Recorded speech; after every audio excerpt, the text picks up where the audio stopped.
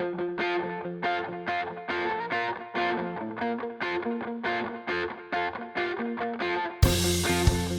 are listening to your new Puppies podcast, starting you and your dog off on the right paw. Here's your host, Debbie Salento.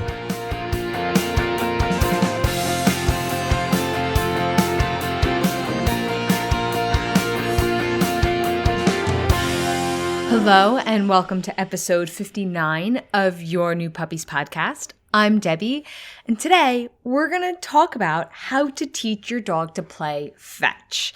Now, this is a little different from what I usually talk about. I don't usually do these like how to teach your dog a specific skill, but I get asked this a lot, and it's usually just a few small adjustments that you have to make to teach your dog fetch.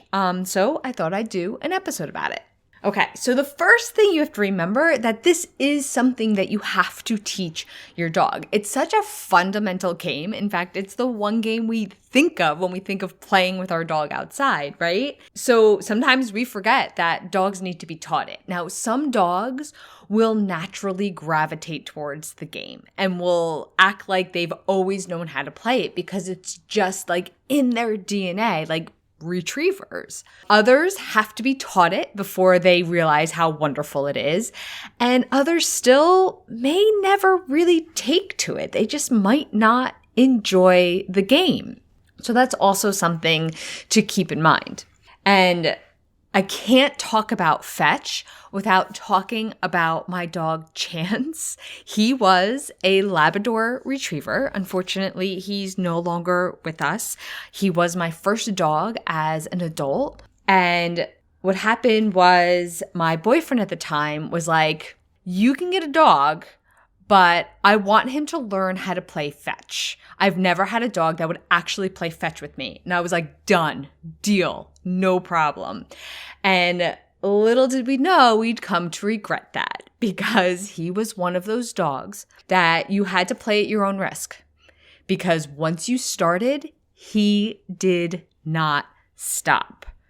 He learned to go to like the new person in the group. Like if I took him to a friend's house or if I had friends over, he would find the person that didn't know him and encourage them to play fetch with him because everybody who did know him knew it was play at your own risk because he would not stop. That is my fair warning to you. Okay, so the first thing you have to do, and this is where most of us go wrong, is that you have to start super small and super easy, incredibly short distances. I mean, this goes for all training. You know, we know the end game and we try to jump right there and forget that we actually have to teach our dogs like the little beginning steps. You know, think about any, game or, especially video game that you have ever played, from like a little app on your phone to, the complicated games kids play nowadays on their Xbox, right? The first few levels are incredibly easy, almost ridiculously so. And that is by design. One, it eases you into the game. It teaches you how to play the game. And it gives you a bunch of really quick wins, which is exactly what gets us hooked. So it's the same thing here. We want to start so simple and so easy that it seems ridiculous. So for fetch, this is starting with super short distances. I'm talking like a toss of 6 inches where your dog doesn't even have to like turn around and come back to you. Like you could just reach out and take the toy back immediately. And of course, anytime you get that toy back, whether you're just reaching out and taking it or they're bringing it back to you, the whole time you're teaching them this game, reward them when they come back to you. That can be, praise, throwing a party, playing tug if they really like that game. And eventually it could be simply throwing the ball again is their reward. You can use treats here.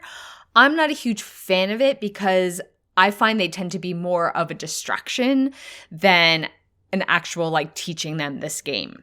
And the other thing that I found really helps, especially when you're starting out, is you start inside and in a small room, or you just sit like a few feet back from like the corner of a room. So there isn't a lot of space. There isn't many places for your dog to go as you first start teaching them this game.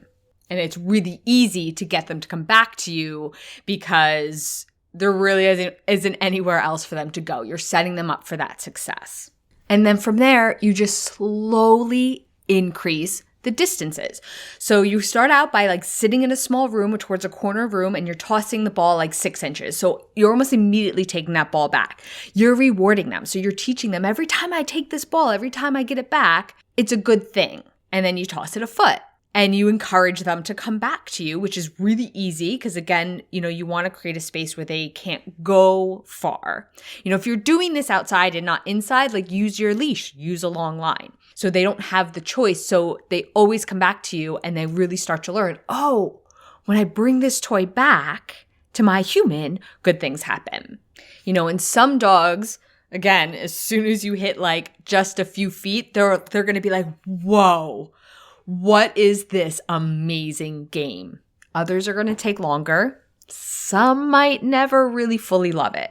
Now, if you start to find that they grab the ball, I keep saying ball, but I mean like anything, any kind of toy, it could be a stick, whatever it is. So you throw the toy and they grab it and they don't bring it back, or they drop it halfway, or they run in the other direction. Then you've just gone too far too quickly. You have to go back to super easy, simple distances. Another thing that can help, especially if you have that dog that just wants to play with the toy, is that you use 2 toys.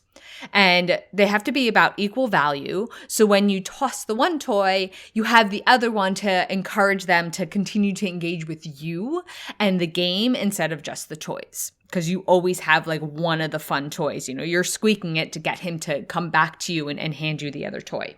And the other thing that happens a lot is they try to play the keep away game with you. And if you listen to this podcast, we are never supposed to chase our dog, even if it's in play. If this is the first episode you're listening to or the first time you've heard this, we never chase our dog, even if it's in play. It's to keep our recall super strong. We always want them to chase us. So what I'll do in that situation is just stop playing. I'll just walk away. I'll go sit down. I'll leave the room. I'll go back inside. And then, the next time that you try to play this game with him, that you got to shorten the distances. You got to make it easier. You got to make it an easier win for him. You went too far too soon. And of course, once they really get the hang of it, you can start adding commands to it. I use go get it and bring it back, only because that's what naturally comes out of my mouth and it's just always worked for me. It can be whatever you want it to be, as long as you are consistent. Everybody in the family, everybody who's going to play this game with the dog has to agree on what you're going to say, and everybody just uses the same command. Again, I use go get it and bring it back. And of course, it's going to be really helpful for you to see a video of this. And I do have that.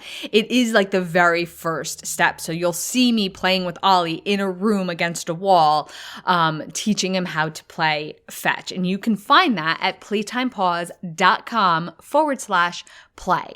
There's actually a whole lot of activities to do with your dog on that page, and fetch is one of the videos on there. So it's playtimepause.com/play. And that is all I have for you today. If you are enjoying this podcast, you can rate and review it, and that helps other dog owners find the podcast.